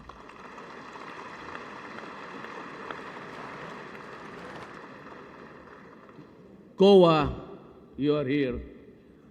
At maraman na lang ninyo na may violation ako. Doon sa military, I do not allow them to bid. That's just to buy the weapons from everywhere. Because almost all countries are making arms. The tawag nila small arms industry. We are just fighting a rebellion. True, we do not need the armaments. But dyan sa Marawi, you have to hit hard because they are prepositioned inside building. And until now, we cannot proceed fast because there are 300 hostages. Sabi ko, do not assault. If necessary, we'll just have to wait. Wait it out. But we have to give food You do not know. I don't care if they are Moro or Christian. No, it's not. We do not have that luxury. Kasi pag there's a distinct possibility that we attack, they will just behead everybody. So find a way to do it. If you cannot find a way to do it, then just, I said, wait it out. Diyan ang nakatagal. Baka sabihin hindi marunong itong sundalo. Ako yung nagpipigil. Initially sabi ko ng Bombay, sir, hindi talaga madala, sir. Every window is occupied, yung high-rise. And we were losing because of the snipers. And in the hari, I said, slow down. Hindi ako nagyayabang, when I was in the camp, sa Ranao, well, I was being briefed by the military, and I was giving the instructions. I heard about 16 pumutok, at saka yung bala na, wing, wing, wing. Yung mga reporter na doon sa likod ng stage, kasi semento yun. We will, if this is the way how we should wait, then we will wait. Unless you can find a solution, somebody here with what's the God, even a horse sense to negotiate for the release of. Yan. Yung itong isang, abalik ko yung Louis Bid. Alam mo, ganun yan, Adre. Ang magbabagsak ng Louis Bid, yung walang pera. Ang magbabagsak ng Louis Bid, sasabihin niya doon sa, magbibigay po ako sa inyo. Kung sino-sino yan, mga opisyal. So, Louis Bid, papanaluhin siya. So, with no capital, bibigay siya ng pera. Tapos, lahat bigyan niya. Connected, lahat. Pagkatapos yan, if it is 100 million project, he has to pay so many guys. Ang naiwan niya 100, out of the 140 million lang. So that is the cost of the project. So when I was campaigning for the presidency, I was all over the Philippines. My God, I could see the appropriation. Pero ang airport nila, 3 meters long. So ginawa na lang basketball court. And there is a province here. Hindi kayo, Nacho. If you look into the records back in time, na puro na complex ang roads dyan. Talagang daan dito, daan doon. Pero pag pumunta taka, 100 lang. It's only one highway. That is how corruption destroys the nation. Ngayon, last. I have to say this. Kailangan ko, sir, sabihin, sir. I was elected June 31st. Nag-oath ako. So, July, nagpunta na ako sa AFP Medical Center. Nakwento ko na ba ito sa ito? Hindi pa. Tapos sabi ko, quite familiar kasi I signed a lot of nung mayor ko. Sabi ko, may MR ba kayo? Sabi niya, wala, sir. Sabi ko, may state-of-the-art ba kayo na x-ray? Sabi niya, wala, sir. Sabi ko, may hyperbaric ba kayo? That's the chamber where you are placed inside. If you suffer events, you are nagdi-deep dive ka. But it is also high pressure that can arrest gangrene, especially those who are extracted from the field of battle about 2 days na. Gangrene sets in, so they are placed there, and it can work miracles for a wounded soldier. So, in one upuan, in one setting, you did this, then I saw the building when I went inside, yung drainage nila bumabalik. So I said, I'm really surprised. Military men, why would you allow that kind of thing? The dirt is going back to the... How do you expect the sailors to... the soldiers to get well? Tapos, that's the only building. The oldest. I said, okay, you rehabilitate it, I'll give you a new one in the meantime. But last month, I went to the back of my office, doon sa barracks ng Presidential Guards. So they were groundbreaking for the hospitals of the soldiers. And I asked the soldiers who were there also from Bilona, are you now using the equipments? Alam mo ang sinagot sa akin, sir, tayo-tayo na lang mag-usap, huwag na lang yan sila. Tayo na wala pa. Hindi pa na-deliver. Nabi ko, if this is the way how you treat our soldiers, and they are dying now, and that machine was ordered a year ago, then a cordita, a mutiny, is not a surprise to me.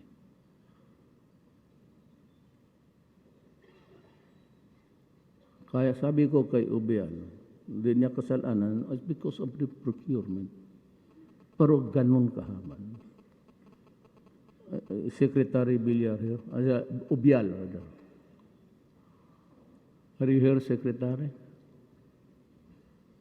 Change the procedure because I will change you.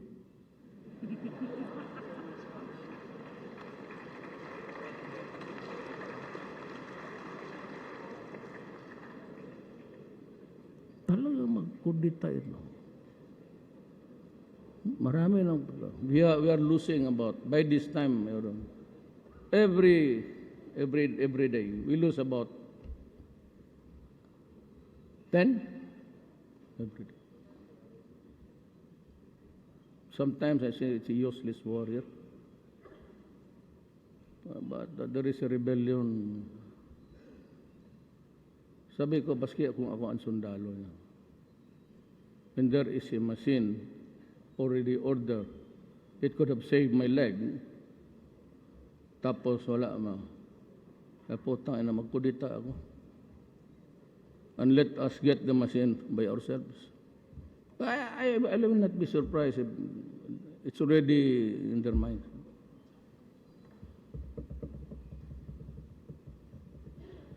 I'd only be too willing to step down.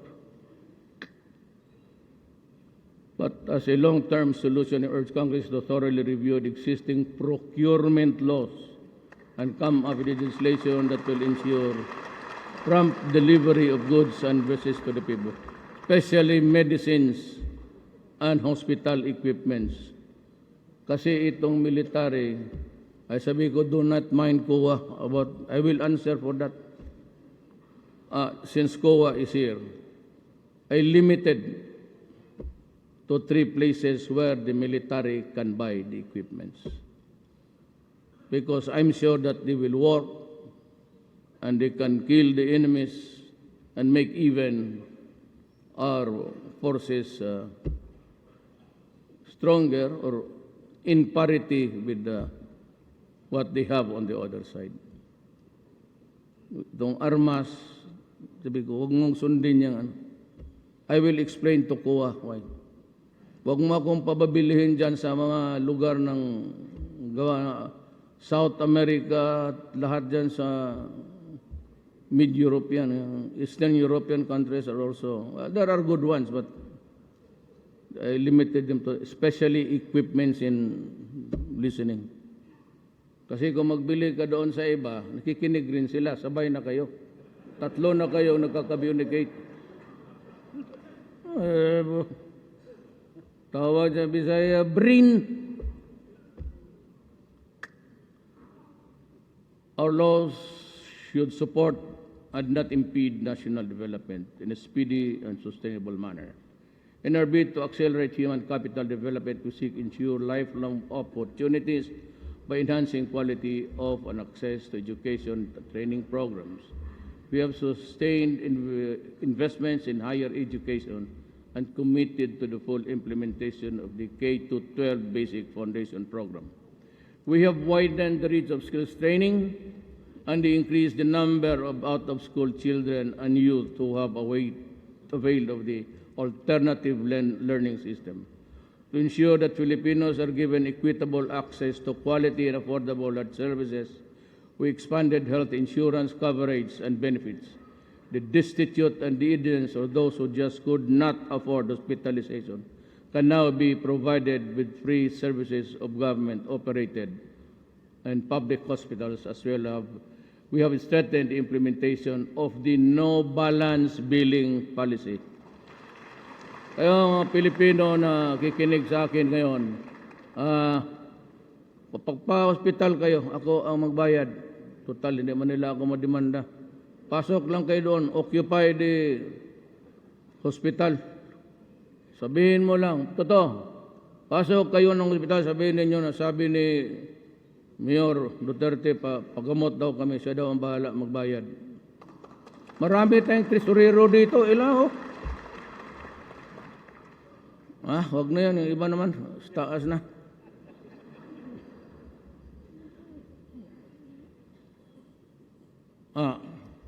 I have signed Executive Order number 26, imposing a ban on smoking in public places to mitigate its consequences. We want to minimize access to tobacco products and provide a more supportive environment for those who are attempting to quit tobacco use. Alam mo bakit? Tanamaan ako ng, di ba ito, I've been very frank with you. I have a Barrett and I have a Berger's disease caused by smoking. So, ang problema niyan, in a survey in the Philippines all over the world, why is it that the women workforce in an office and the men have acquired in equal, almost in parity in numbers, sick of cancer? It was found out because the poor girl has also to inhale your smoke. Kaya pinahan ko sa Davao. In Davao, you cannot see a person there walking with a cigarette. Foreigners, they can argue with you, say that this is my money, not your money. So then, okay, eat your money. All I will shoot your balls at. Investing in the health sector is never a cost to be endured, but an opportunity to be explored. If we have to embrace the vision of a prosperous Philippines, we have to start putting value to our people's well-being, because the success of every Filipino's pursuit in life, liberty, and happiness directly mirrors the fulfillment of our aspiration as a Filipino. I would like to reiterate my personal and this administration commitment to fully implement the Magna Carta of Women to the barangay level. Tapos na to. To this effect, executive government units institutionalizing gender and development program services. We are targeting to increase government spending on infrastructure from 5% of the GDP in 2017 to 7% of the GDP by 2022, amounting to a total of 8 to 9 trillion pesos, or 160 to 180 billion dollars. Infrastructure projects, we will make a few years the golden age of infrastructure in the Philippines to enhance our mobility and connectivity, and thereby spur development, growth on equitable in the country. In other words, we are going to build and build. To improve our sea connectivity, we launched 15 brand new ro-ro vessels to ply major nautical routes all over the country. We also opened the ASEAN ro-ro shipping route connecting the ports of Davao and General Santos, Philippines to Bitong, Indonesia. To address the congestion of our seaports, we modernized the ports of Iloilo, General Santos, and Cagayan de Oro, and Zamboanga. We shall complete strategic road and bridge projects, and some of the road sections shall be widened and improved to address the worsening traffic. Alam mo, si Ma'am Grace, you are pushing for, when I became president, EDSA was already horrendous. as it was a horror of the other administrations. Now, I brought in Tugade because Tugade is, to me, a bright boy. He's a billionaire. He was my classmate. Ewan ko, nandito siya. He was a valedictorian in the law class. Talagang husay. But we needed money and we tried to get your help to raise money. Ayaw naman ibigay. Hanggang ngayon, andiyan pa yung EDSA. Okay lang. At least gumanda lahat. Mag-iwan naman tayo ng pangit. We will not make it all smooth in the Philippines. We live a little alley known as EDSA as the road to perdition. But anyway, since I could not get any funding, I traveled to China and make friends with them. And the ambassador is just Ambassador Zhao. Thank you for the help. And as a matter of fact, willing, said, if your Congress has no money, we will give you the money. And China has committed to build 2 bridges to span Pasig River, free of charge, so that you will be comfortable in crossing Pasig. Anyway, all these strategic road and transport projects shall go to naught if we cannot free our streets, which continue to be obstructed by illegally parked vehicles. Yung EDSA na yan, traffic obstructions and undisciplined drivers who stop in the middle of the road and unsanctioned barriers in some areas.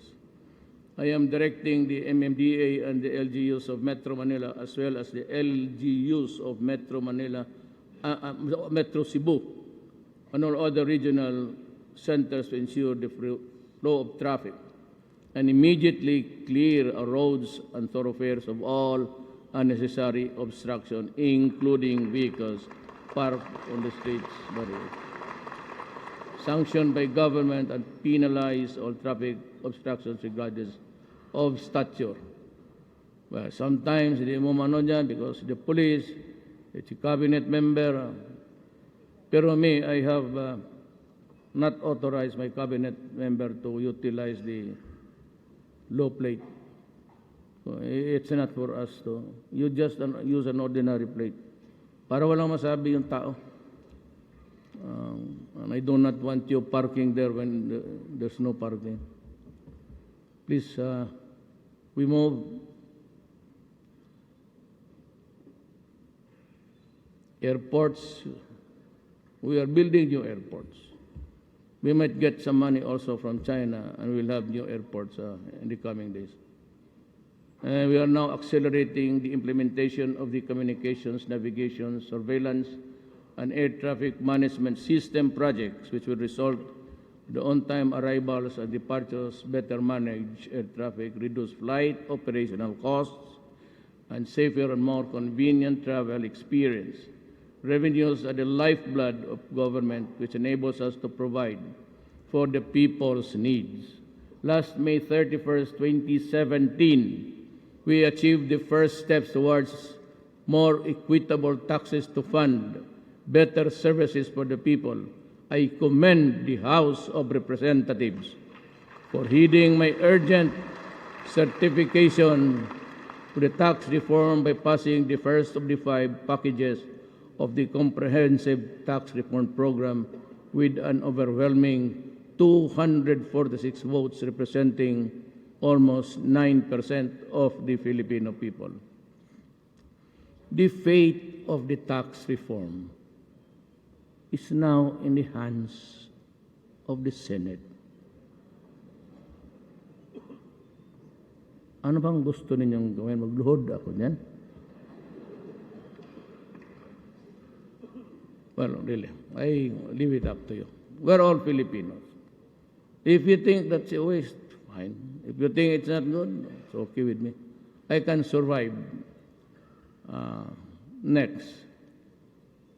I call on the Senate to support my tax reform in full and to pass it without haste.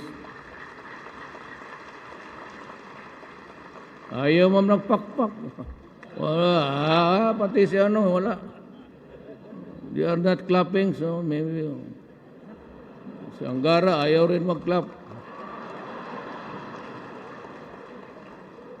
Bantay ka lang sa eleksyon, tignan mo. These reforms are designed to be pro-poor, especially when the people understand how the revenues will be spent. The passage of the tax reform law is needed to fund the proposed 2018 budget, which I am submitting here and today. The poor and the vulnerable are at the heart of my tax reform. Your support will ensure that the benefits of the tax reform can be felt immediately by them. In the meantime, the Department of Finance and the Bureau of Internal Revenue are strengthening and running after tax evaders. I have directed the Department of Finance and the BIR to accept Mighty Corporation's offer of 25 billion to settle its tax liabilities. After the settlement, Mighty will no longer engage in tobacco business. This will be the biggest tax settlement on record. It will produce a windfall for government, which is significant since we have to face the unexpected costs of rebuilding Marawi and Ormoc. The acceptance of the tax settlement offer does not preclude other criminal charges against the company that the BIR may decide to file. The settlement will allow government to avoid a long battle that, as we saw in the previous years, could take years to resolve. Let this be a lesson to others. This administration will spare no one found cheating the government of its due. We view information and communications technology, or ICT, as an effective medium to implement positive and meaningful changes in our society. To this end, my cabinet approved the National Broadband Plan of 2017 to begin the work to bringing affordable internet access to every community and improving broadband connectivity in the country. We have installed free Wi-Fi internet in almost 400 public places around the country. We hope that the public will use to access important information and services. The National Government Portal, which we launched recently, will allow faster and easier delivery of public services and reduce the number of visits of the public for government transactions. The Digital Terrestrial Television Broadcasting Migration Plan has also been launched. The switch to digital from analog transmission will not only give a better TV viewing experience, but also provide effective, reliable information to Filipinos in times of calamities. The government-owned Salam Digital TV, the first Muslim TV in the Philippines, is now already on test broadcasting. There are some of the things that we have done for the past 12 months. A more detailed narrative contained in my report to the people will be released soon. Whether or not my first year of administration was a year of gains or a year of setbacks is not for me to say, but for the people to judge. I defer to the people's judgment. My fellow citizens, much remains to be done. Corruption persists like a fishbone stuck in the throat. It pains and it is disconcerting. We need to pry corruption from government corpus, which is deeply embedded. And we also need to put an end to squabbles and bickerings within agencies focused fully on speedy provisions of quality public service to our people. Believe me, it is easier to build from scratch than to dismantle the rotten and rebuild upon its rubbles. Nevertheless, let us work together and lay a new foundation upon which a better Philippines can be reconstructed. Help me build a better tomorrow. Let me end. Gusto ninyo? Uwi na tayo? O gusto ninyo yung kwento? Marami pa yung kwento sa inyo. Let me end by wishing everyone in the language of the orb. May God keep us forever sheltered in the hollow of His hand. Salamat.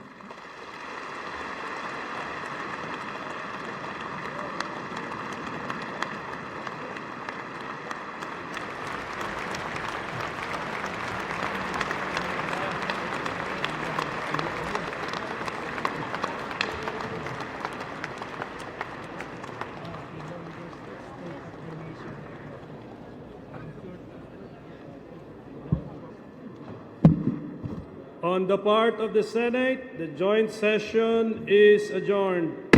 On the part of the House of Representatives, the joint session is adjourned. Thank you, sir. Galing.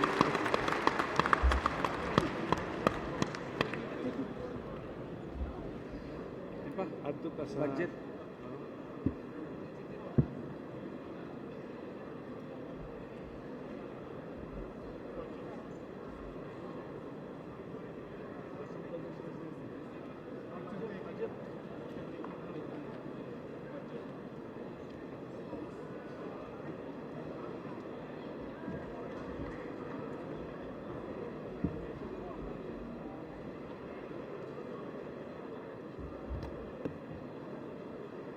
Mr. Senate President, Mr. Speaker, members of the House of Representatives and the Senate, I respectfully endorse and hand to both the Senate and the House of Representatives the budget for the year 2018.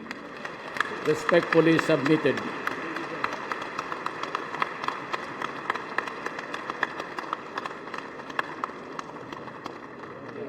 Good. Galing. Early. Asam na doon si Presidente. Ikaw. Pato ko nga to sa demonstrators. Wala na. At kas hindi ka naman po kayo din sa back sa room for Punta ako doon sa diretso ka na. mga bugiro na mga puta. Tuwan tuloy. Saan tayo? Diyan tayo.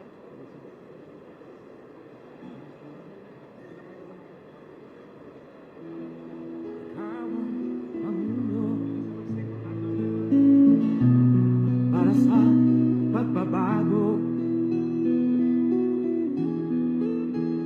sawa na ang bayan ko sa magnanakaw na tao.